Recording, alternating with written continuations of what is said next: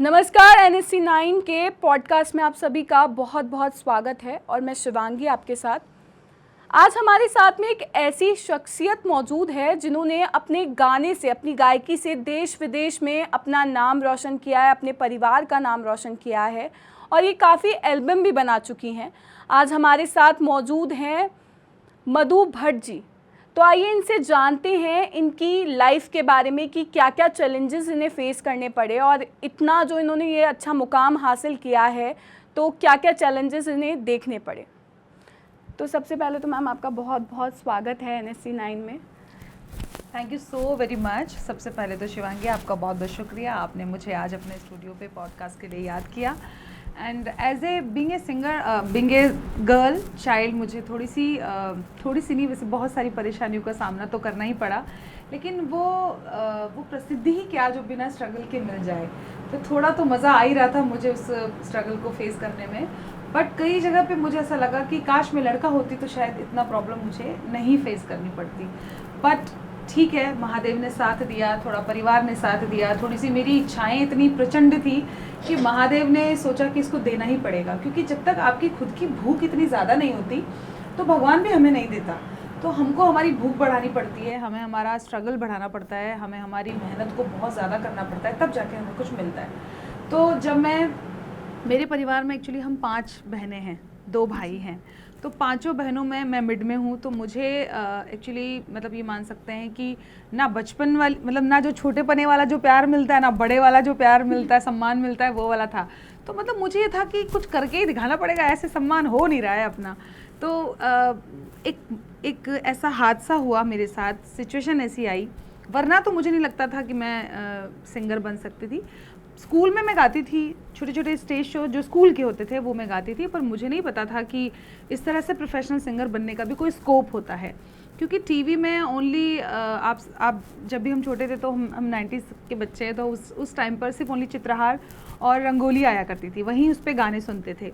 तो उतने ही गाने हमने सुने। तो हमारी जो आइडल हैं वो लता जी रही हैं, उनके गाने सुनते थे। और जब टीवी पे कुछ म्यूज़िकल सारेगामापा बाद में आने लगा और बहुत सारे म्यूज़िकल कॉन्सर्ट आने लगे, तब जाके कुछ ऐसा लगा, अच्छा ऐसा भी होता है कि कोई भी बच्चा, आम बच्चा भी जाके पार्टिसिपेट कर सकता है। वरना तो लगता था कि इंडस्ट्री के ही बच्चे होते हैं, इंडस्ट्री का ही गाना होता है।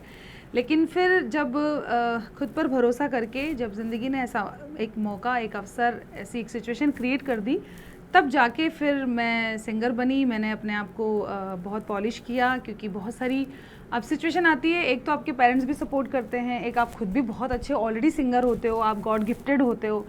लेकिन यहाँ पे कुछ भी वैसा नहीं था सारे चैलेंजेस मुझे ही फेस करने पड़े, क्योंकि मेरी आवाज़ बहुत अच्छी नहीं थी और मैं बहुत कहते हैं ना कि जिसमें कि बहुत मतलब एक कंजर्वेटिव फैमिली से मैं आती हूँ, जहाँ पर बहुत ज़्यादा वैसी वाली मेंटालिटी नहीं थी कि लड़कियाँ भी कुछ करें, आगे बढ़ें, और सिर्फ ठीक है छुटपने में हम। वही मैम, आज के टाइम पे मतलब 90s की अगर हम बात करें और आज के टाइम पे थोड़े से लोग मतलब खुले विचारों के हुए हैं, ऑफ कोर्स, बट अभी भी गांव में और शहरों में फर्क रह गया है, क्योंकि गांव के लोग उसी हिसाब से सोचते हैं कि नहीं 21 की होते ही लड़की की शादी करा दो और बस इसको विदा कर दो, ये कुछ नहीं कर सकती। और फिर सिंगिंग का रास्ता चुनना मतलब एक बहुत बड़ा चैलेंज है मैम, क्योंकि सिंगिंग के लिए अगर लड़का भी बोलेगा तो उसको भी एक बार के लिए ऐसे कह देते हैं, अरे यार सिंगर बन के क्या गवैया बनेगा तो मतलब सिंगर की तो ऐसी पहचान और ये चीजें हैं, उसमें इतने चैलेंजेस फेस करके इतना आगे बढ़ना, मतलब क्या क्या चैलेंजेस फेस किए।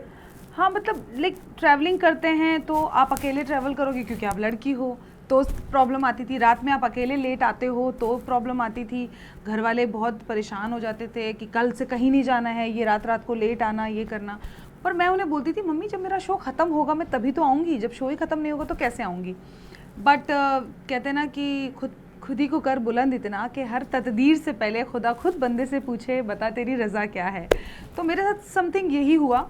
मैंने कुछ नहीं सोचा, मैंने बस अपनी मेहनत पे ध्यान दिया। मैं लड़की हूँ, लड़का हूँ, परेशान होती थी, रोती थी, कभी कोई छेड़ देता था, कभी कोई मेरी चुन्नी। एक बार तो एक ऐसा हादसा हुआ, मैं रात को शायद 12 बजे के समथिंग अपनी स्कूटर चला के आ रही थी। उस टाइम वो स्कूटर थी, मैं बात बता रही हूँ आपको 2009 की और शायद 8 की। तब मेरा चुन्नी रात को 12 बजे एक लड़के ने निकाला मेरे गले से और मैं उस पर चिल्ला रही हूँ कि अरे भाई क्या, पर मैं अकेली थी रास्ते में, तो डर भी बहुत लग रहा था। और उस आई डोंट नो उस लड़के की क्या मंशा रही, बट भगवान से यही, फिर अगले दिन मैंने बस यही रो के और अपने महादेव से प्रार्थना की। मेरे मम्मी पापा को मैंने सिचुएशन भी बताई। फिर पैसे वैसे इधर उधर से इकट्ठे कर घुरा के मैंने 4 व्हीलर खरीदी। एंड अगले ही साल फिर मतलब मैं फिर टाइमली जाना आना हमारा थोड़ा इजी हो गया। मगर जब तक स्ट्रगल नहीं करते तो कुछ नहीं मिलता। और क्योंकि बीइंग ए गर्ल, अगर आप लड़कों के साथ रहते हो तो हमारे सोसाइटी की मेंटालिटी थोड़ी वैसी हो जाती है।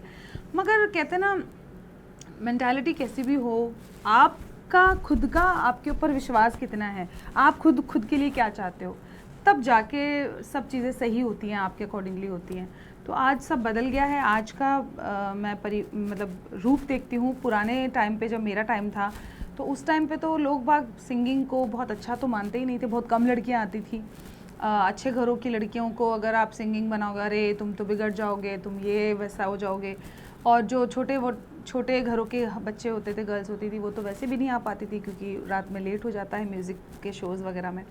बट आज काफ़ी बदल गया। आज तो हर पेरेंट्स अपने बच्चे को सिंगर ही बनाना चाह रहे हैं। आप देख सकते हैं छोटे छोटे बच्चे पढ़ाई नहीं करते हैं, सिर्फ म्यूज़िक में जाना चाहते हैं, क्योंकि कहीं ना कहीं हमने जो स्ट्रगल किया वो आज काम आ रहा है। हमने सोसाइटी को ये तो किया कि म्यूज़िक कोई छोटा सब्जेक्ट नहीं है। म्यूज़िक आपकी एक रूह तक जाता है। और चाहे आप कुछ भी करो अपनी लाइफ में, हम इतने लकी हैं कि हमारा पैशन भी यही है, हमारा प्रोफेशन भी यही है, और हम इस काम को बड़े दिल से करते हैं। कुछ लोग होते हैं कि वो 10 से 5 की जॉब तो करते हैं, उनको उससे पैसा भी मिलता है, उनका घर चलता है, उनका फैमिली चलता है, बट वो उससे खुश नहीं होते।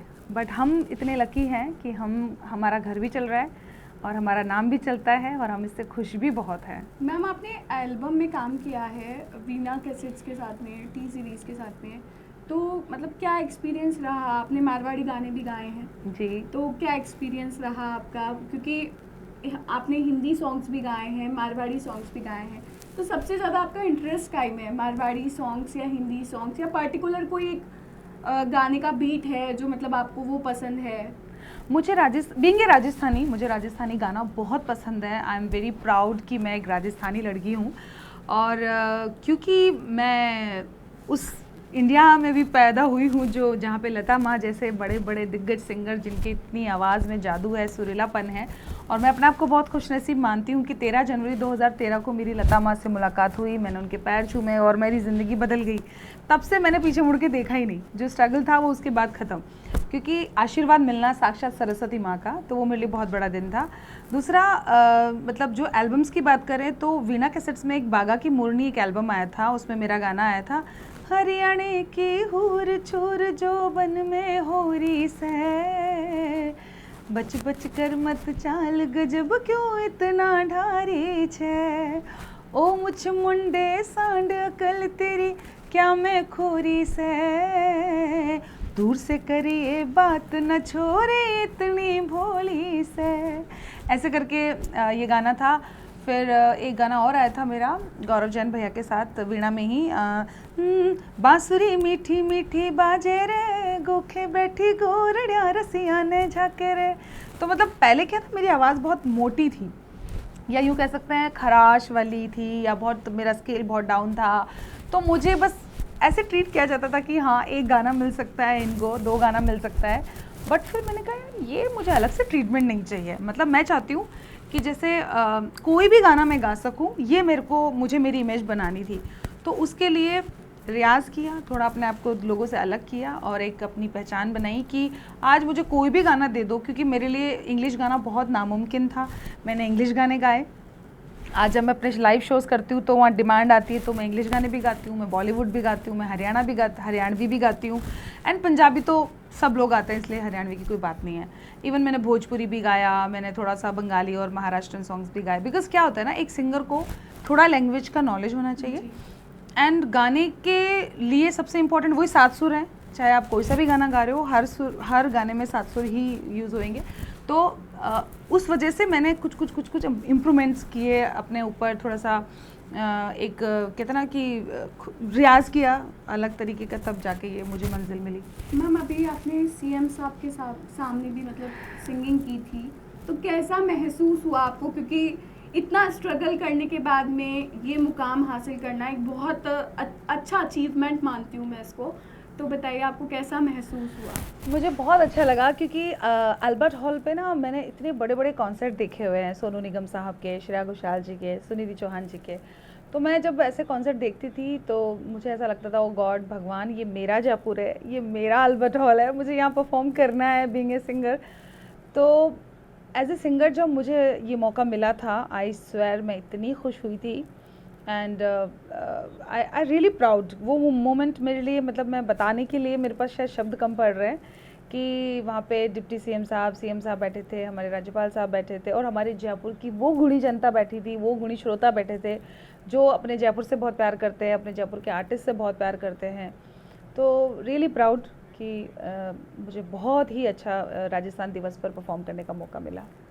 जैसे मैम आज की सोसाइटी में लोग खुले विचारों के तो हो गए हैं, पर ये भी होता है कि पेरेंट्स तो अपने बच्चों को बोल देते हैं कि हाँ ठीक है आप सिंगिंग करो या आप सिंगर बनो, पर कुछ बच्चे ऐसे होते हैं जो मेहनत नहीं करना चाहते, मतलब सब कुछ पका पकाया चाहिए उनको कि बिल्कुल हम लोग मतलब बिल्कुल स्टार्ट करें और आज ही अच्छा मुकाम हासिल कर लें और आज ही सिंगर बन जाएं और सोनू निगम जी के बराबर चले जाएं या किसी के बराबर चले जाएं। तो क्या मतलब क्या कहना चाहेंगे, क्योंकि मेहनत तो हर चीज़ में ज़रूरी है। देखिए आज मैंने कहा ना, यूट्यूब का ज़माना, इंटरनेट का ज़माना कह सकते हैं, या एआई आ गया अब तो, है ना। हर चीज़ के आप कोई चीज़ अगर आपको मिली है, कोई अगर आपको प्रोडक्ट मिला, उसकी सुविधा आप ले सकते हो, है ना, आप सपोर्ट ले सकते हो। बट अल्टीमेटली आप चाहो कि आप हर चीज़ का कोई सब्सिट्यूट ढूंढ लो कि बिना रियाज के आपके गले में कोई बात पहुंच जाएगी, वो पॉसिबल नहीं है। गला आपका रियाज करने से ही तैयार होगा, आपके सुर तभी निकलेंगे बाहर, आप डिलीवर गाना तभी कर पाओगे जब आप खुद रियाज करोगे। आप ये हो सकता है कि जैसे हमारे टाइम पे ना गाना सुनने के लिए ओनली वो कैसेट्स आती थी, उसको रिवाइंड और फॉरवर्ड करके हम सुनते थे एक एक गाने को कि कौन सी लाइन में क्या वेरिएशंस गाएं। अब तो हर जगह आप एक सेकंड में मोबाइल पे गाना चलाते हो, गूगल पे लिरिक्स आ जाते। पहले हम एक एक लिरिक्स को लिखते थे, कितनी बार वो गाना 2 बार रिपीट किया गया है तो 2 बार लिखते थे, 4 बार है तो 4 बार, उसके वेरिएशंस, उसकी श्रुतियाँ ऐसे लिखते थे ताकि हमें वो गाना अच्छी तरह कंठस्थ याद हो जाता था। आज के किसी भी सिंगर को बहुत कम लिरिक्स याद है, हर आदमी मोबाइल देख के गा रहा है या लिरिक्स देख करके स्टैंड उसके सामने रखा होता है गा रहा है। हम लोग उस टाइम के सिंगर हैं जब हमने दिल से मेहनत की थी, रियाज़ किया था, तो हमें आई थिंक कितने हज़ारों गाने तो हमें कंठस्थ याद हैं। आज के ज़माने के गाने सॉरी टू से हमें याद ही नहीं होते हैं। आजकल तो बाथरूम सिंगर्स हैं, एक्चुअली सिंगर्स थोड़ी है, बाथरूम सिंगर्स है, बाथरूम में गा गा के सिंगर बने। नहीं, आजकल संगीत का थोड़ा सा बुरा वक्त चल रहा है, क्योंकि आज हर कोई सिंगर बनना चाहता है, बिना मेहनत के बनना चाहता है, बिना रियाज के बनना चाहता है, बिना गुरु की उस मतलब एक कहता है ना कि वो जो एक टाइम होता है कि जब एक इंसान सिंगर बनना चाहे और वो बनता है तो गुरु के सामने जाकर अपने आप को बताओ तो सही मैं कहाँ गलत हूँ और कहाँ सही हूँ। लेकिन आज कोई अपने आप को पॉलिश नहीं करना चाहता, खुद को अपने आप को सुपीरियर मान के सब चल रहे हैं। थोड़ा लगता है दुख कि थोड़ा सा देख के समझ के चलोगे तो हर मंजिल आसान हो सकती है। मैम मतलब कोई भी सिंगर होता है उसका कोई ना कोई गुरु होता है जिससे वो मतलब प्रेरित होकर सिंगिंग लाइन में आता है या सिंगिंग करता है। तो आपके गुरु का नाम और कहाँ से आपने सीखा क्या? मेरे गुरु का नाम सच में लता माँ है, क्योंकि लता माँ के ही गाने सुने थे मैंने। रंगोली और चित्रहार में मेरे को 2 ही चीज़ें याद आती है बचपन से अब तक, क्योंकि उनके सिवा क्योंकि मेरे स्कूल में म्यूज़िक नहीं था। हमारे स्कूल में सिर्फ 15 अगस्त और 26 जनवरी की, मैं सरकारी स्कूल से पढ़ी लिखी हूँ, वहाँ पे सिर्फ 15 अगस्त और 26 जनवरी पे कुछ गाने गाए जाते थे। वो गाने देशभक्ति के होते थे, वो गाने किसी फिल्म के नहीं होते थे। हम भारत के बच्चे मिलकर देश को अमर बनाए, मुझे आज भी याद है और मैं गाती थी, लेकिन उसमें फिल्मी गाना नहीं होता था। ऐसे ही जब चित्रा रंगोली में लता जी के गाने आते थे तो उनके गाने सुनकर कि ओ गॉड क्या गाती है। और अच्छा, मैंने कभी सपने में भी नहीं सोचा था, क्योंकि जब मैं उनके गाने सुन रही थी तो उनकी आवाज़ का जो तार सब तक जाता था, ओ माय गॉड, उनकी स्केल जो थी, मैं कभी इमेजिन ही नहीं कर सकती थी कि मैं कभी गा पाऊँगी इतना। पर मुझे नहीं पता था कि करत करत अभ्यास जड़मत हो सुझाव तो अभ्यास करने से हो जाता है। और मेरी गुरु लता माँ ही है। फिर उनके बाद मैंने जब अपने आप को गाना शुरू किया था तो मुझे सुनिधि चौहान जी का जो पैटर्न है परफॉर्म करने का, क्योंकि मैं सिर्फ गा नहीं सकती सीधे सीधे, मुझे परफॉर्म करना पसंद है, क्योंकि म्यूज़िक ना मेरी बॉडी में एक अलग जान फूंकता है। कि मैं सिंपली गाऊँ ए ऐसे करके तो मेरे से नहीं गाया जाएगा। मेरे ना बॉडी में एक एक्ट है, क्योंकि मैं बीइंग एक्टर भी रही हूँ, मैंने थिएटर भी किया है। और चलिए वो तो एक्टिंग तो सीखी जा सकती है, लेकिन कहते हैं ना आपके खुद के अंदर जो आपके खुद के जीन्स आए हैं, वो मुझे ऐसा लगता है कि मैं परफॉर्म करती हूँ तो मुझे मतलब मेरे एक्सप्रेशंस आएंगे ही आएंगे। अगर हंसने का गाना है तो मैं हंसूंगी सही, रोने का गाना है तो मैं रोऊंगी सही, या फिर कोई इमोशनल गाना, मतलब ऐसा गाना है जो जिसमें देशभक्ति की भावना है, तो मेरे अंदर वो है, तो इसलिए। लता जी का कोई ऐसा गाना जो आपको बहुत ज़्यादा पसंद हो, सुना दीजिए हमारे दर्शकों को। श्योर, ऑलवेज मैं इस गाने को तो गाती हूँ क्योंकि मेरे दिल के बहुत करीब है।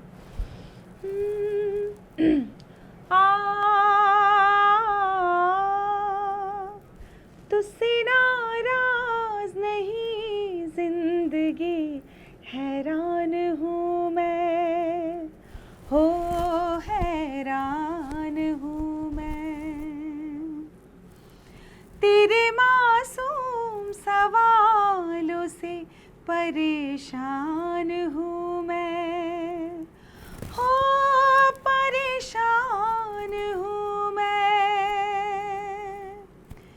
जीने के लिए सोचा ही नहीं, दर्द संभालने होंगे, मुस्कुराए तो मुस्कुराने के कर्ज उतारने होंगे, मुस्कुराऊं कभी तो लगता है जैसे होठों पे कर्ज रखा है, तुझसे नाराज नहीं जिंदगी, हैरान हूँ मैं, हो हैरान हूँ मैं।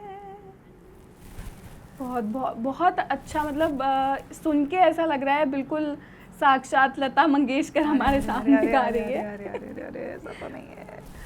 तो मैम आप क्या, मतलब हमारे दर्शकों को क्या वो देना चाहेंगी कि आज की जो सोसाइटी है, मतलब इसमें कैसे बच्चों को आगे बढ़ना चाहिए, और बच्चे मेहनत करने से जो घबराते हैं उनको कैसे आगे जाना चाहिए सिंगिंग में? अगर कोई बच्चा सिंगर बनना चाहता है तो उसके लिए क्या क्या उसको करना होगा?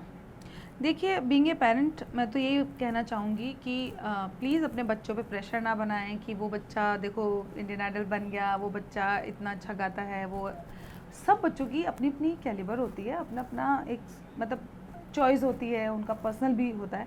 लेकिन हाँ, जिस बच्चे को खुद को इंटरेस्ट है उसके लिए प्लीज़ आप भी मेहनत कर दीजिए और आप उनको सिखवाइए, किसी अच्छे गुरु से सिखवाइए, और जल्दी मत मचाइए, क्योंकि हर जैसे पेड़ आपने आज लगाया तो वो अभी से फल नहीं देगा, वो उसको एक टाइम लेगा।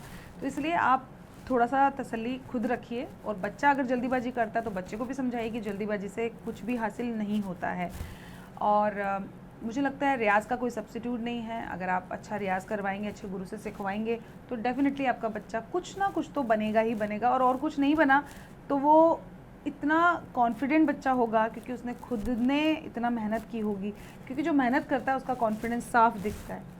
तो मैं यही कहना चाहूँगी, प्लीज़ हमारी जनरेशन को, जो भी आगे आने वाले बच्चे सिंगर बनना चाहते हैं या जो भी आज शौकिया गाते हैं, क्योंकि आजकल तो ये भी फैशन आ गया कि हर कोई ट्रैक चला के गाने ही लग रहा है बस, और कुछ। आप डॉक्टर बनिए ना, ज़रा थोड़ी मेहनत करके, पता चलेगा आपको कि डॉक्टर में कितनी। वही तो मैं आपको कह रही हूँ कि हाँ। आजकल हर कोई बाथरूम सिंगर बनने को तैयार है, और वो बाथरूम में गा के इतना सोच हल्का लेते। मत लीजिए प्लीज़। सिंगिंग ऐसे कोई सिर्फ ओनली एंटरटेनमेंट की या सिर्फ मज़े की चीज़, या किसी को आप बोर कर रहे हो बुरा गा के, ऐसा मत करिए।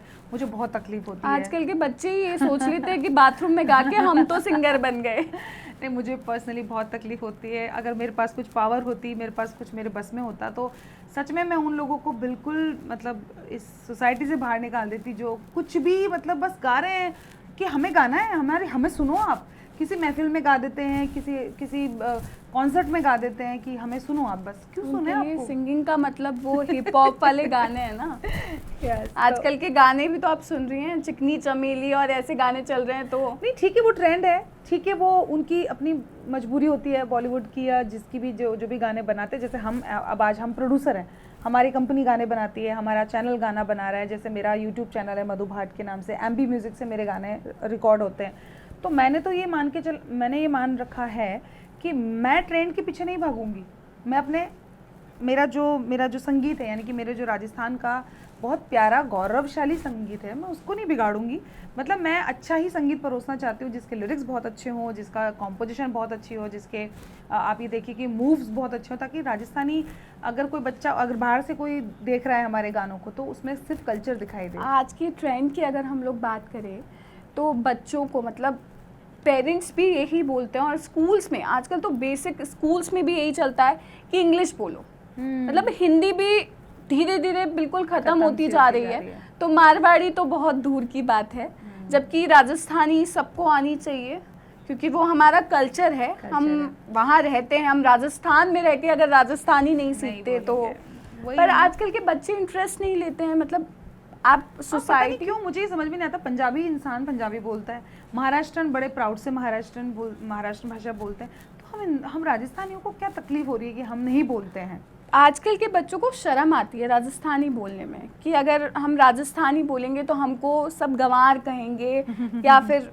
तो आप क्या मतलब उन बच्चों को क्या, क्योंकि आपने तो राजस्थानी में बहुत सारे एल्बम्स किए हैं, मोस्टली मेरा राजस्थानी ही रहता है, तो मैं तो यही कहना चाहूँगी कि प्लीज़ अपने घरों में जिस भी घर में राजस्थानी बोली जाती है वो बच्चा बाहर आके ब्लंटली राजस्थानी बोल सकता है। पर कई लोग ना अपने घर में जानबूझ के इंग्लिश बोलते हैं बिकॉज उनका बच्चा कहीं राजस्थानी ना बोलता रह जाए, इंग्लिश ना सीखे। तो मम्मियाँ तो बच्चों को सिर्फ इंग्लिश ही सिखाना चाहती हैं, वो राजस्थानी सिखाना ही नहीं चाहती हैं।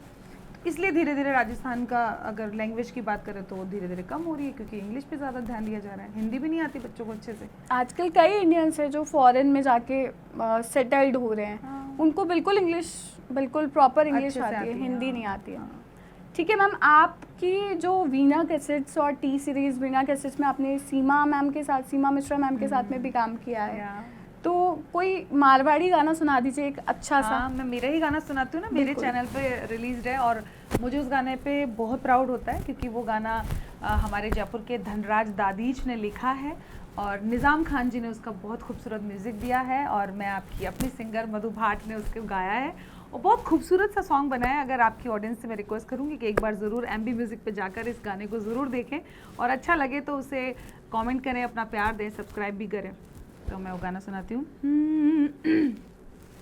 राजस्थान राजस्थान राजस्थान राजस्थान राजस्थान राजस्थान म्हारो प्यारो राजस्थान, ओ है अलबेलो अतिरंगो सब सो है सोनो सतरंगो, ओ तो सबके मनड़े भावे एरो जस नर नारी गावे, सारी दुनिया में ओ मरुधर राखे अलग पिछाण, राजस्थान राजस्थान ओ राजस्थान राजस्थान राजस्थान राजस्थान रे म्हारो प्यारो राजस्थान।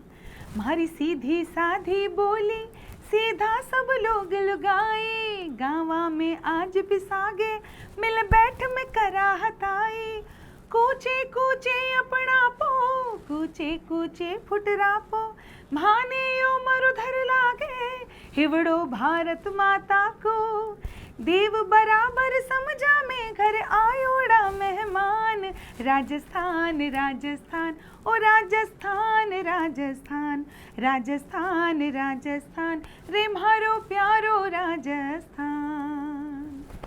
बहुत ही सुंदर, बहुत ही अच्छा। तो आप हमारी ऑडियंस को आखिर में क्या संदेश देना चाहेंगे आपकी तरफ से?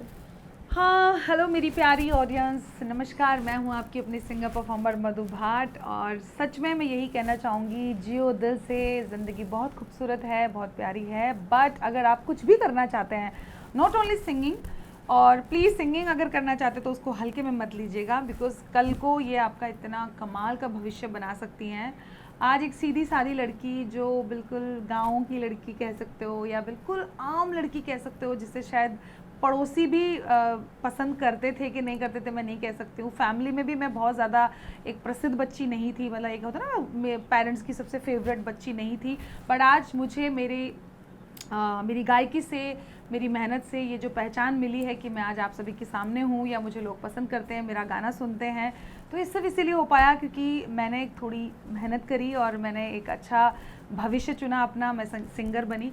तो प्लीज़ सिंगिंग को थोड़ा सा दिल से लीजिए, शिद्दत से इसका सम्मान कीजिए, इसमें रियाज़ कीजिए, पढ़ाई भी कीजिए साथ में, और खूब सारी एनर्जी के साथ कभी भी आपको गाने का मौका मिले अच्छा गाइए, लेकिन सीख के, समझ के और बहुत ही ध्यान से गाइए। और मैं यही कहना चाहती हूँ कि सब लोग बहुत खुश रहें। हर हर महादेव। मैं सबके लिए प्रार्थना करती हूँ, भगवान सबको बहुत खुश रखें। Thank you Shivangi, thanks a lot. Welcome ma'am, welcome. आपका भी बहुत बहुत धन्यवाद हमारे चैनल के साथ जुड़ने के लिए, और आशा करती हूँ कि आगे आप ऐसे ही जुड़ी रहेंगे और ऐसे ही हमारी ऑडियंस को एंटरटेन करती रहेंगी अपने गानों से। आज के हमारे पॉडकास्ट में इतना ही, और ये थी हमारे साथ सिंगर मधु भट्ट, और ऐसी ही नई नई शख्सियतों से हम आपको रूबरू करवाते रहेंगे, मिलवाते रहेंगे।